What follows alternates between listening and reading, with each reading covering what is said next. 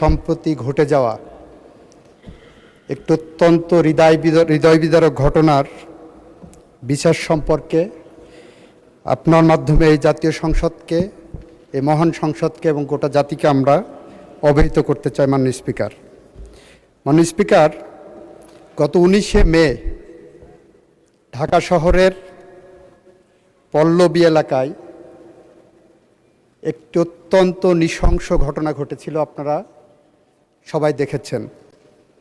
সে নৃশংস ঘটনায় 8 বছরের শিশু রামিসা ধর্ষণ এবং হত্যাকাণ্ডের শিকার হয়। এই ঘটনার 7 ঘন্টার মধ্যে আমাদের পুলিশ বাহিনী 2 জন মূল আসামিকে গ্রেপ্তার করতে সক্ষম হয়। সরকারের পক্ষ থেকে তাৎক্ষণিক পদক্ষেপ নেওয়া হয়।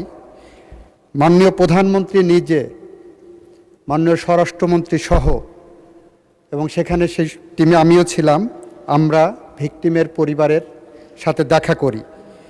ওই দিন ভিকটিমের বাবার একটি আহাজারি ছিল যে উনি বিচার চান না, কারণ এদেশে এই ধরনের ঘটনার বিচার হবে না। আমরা আশ্বস্ত করেছিলাম, মাননীয় প্রধানমন্ত্রী আশ্বস্ত করেছিলেন, এই ঘটনার আমরা বিচার করতে বদ্ধপরিকর।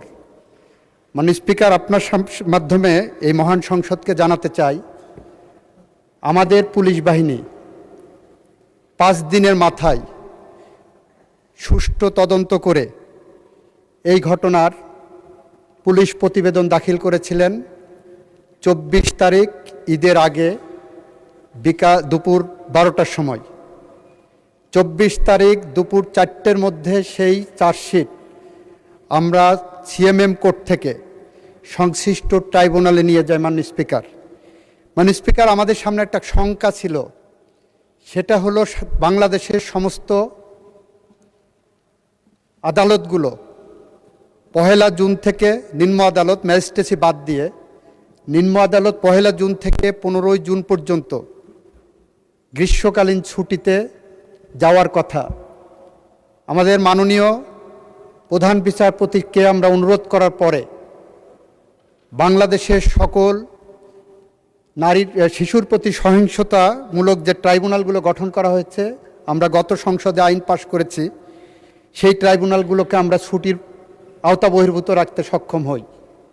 24 তারিখে চার্জশিট পাওয়ার পরপরই আমরা যখন দেখেছি যে আসামি পক্ষ কোনো আইনজীবী দেয়নি, তাদের বিচার প্রক্রিয়াকে প্রশ্নবিদ্ধ করার অন্যতম একটা প্রক্রিয়া ছিল, আমরা আইনের বিধান মেনে রাষ্ট্রপক্ষ থেকে 24 তারিখেই আমরা আসামিকে একটি স্টেট ডিফেন্স লয়ার দিতে সক্ষম হই।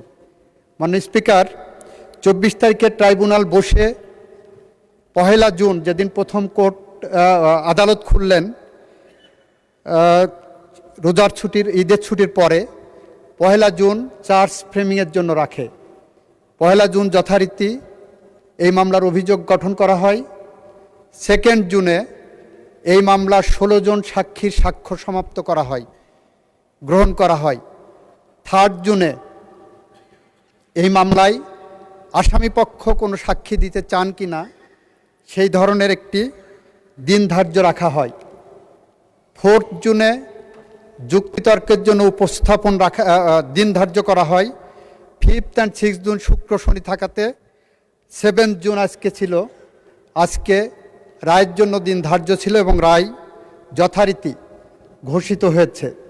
আমরা রাষ্ট্রপক্ষ থেকে, প্রসিকিউশনের পক্ষ থেকে সমস্ত সাক্ষ্য সুবাদ উপস্থাপন পূর্বক যে রায় প্রত্যাশা করেছিলাম, যে রায় প্রস্তাব করেছিলাম, যে রায় আদালতের কাছে প্রার্থনা করেছিলাম, আদালত সমস্ত সাক্ষ্য প্রমাণ আলোচনা করে 41 ঘন্টা পর্যন্ত, 41 মিনিট শুধুমাত্র তার পর্যালোচনা এবং আদেশের পাঠটা ঘোষণা করেছেন।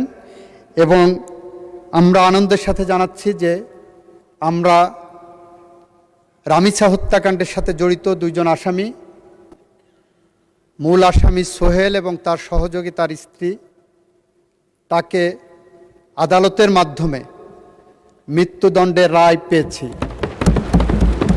মাননীয় স্পিকার, মাও সেতুংয়ের একটি ঐতিহাসিক উক্তি আছে, কোনো মৃত্যু থাই পাহাড়ের মতো ভারী, কোনো কোনো মৃত্যু পাখির পালকের মতো হালকা। স্পিকার, রামিসা হত্যাকাণ্ড আমাদের জীবনে থাই পাহাড়ের মতো ভারী হয়ে আছে। আর যদি এই ফাঁসির আসামিদেরকে আমরা ফাঁসি কার্যকরের মধ্য দিয়ে তাদের মৃত্যু ঘটাতে পারি, তাহলে সেটা আমাদের জাতির কাছে পাখির পালকের মতো হালকা হিসেবে আসবে বলে আমরা বিশ্বাস রাখি। স্পিকার, এটুকু ছিল আমাদের পক্ষ থেকে এই মহান জাতীয় সংসদ এবং জাতির কাছে আমাদের দেওয়া প্রতিশ্রুতি। সেদিন আমরা বলেছিলাম, আমাদেরকে যখন সাংবাদিকরা প্রশ্ন করেছিলেন রামিসার বাবা বিচার চান না, এ বিষয়ে আমাদের বক্তব্য কী, আমরা বলেছিলাম এর একমাত্র জবাব হবে তাকে সেই আস্থার জায়গা ফিরিয়ে দেওয়া। আজকে রামিসার বাবা বলেছেন এই বিচারে উনি সন্তুষ্ট, আমরা তার আস্থার জায়গা ফিরিয়ে দিতে পেরেছি। স্পিকার, আপনাকে ধন্যবাদ। ধন্যবাদ মাননীয় মন্ত্রী।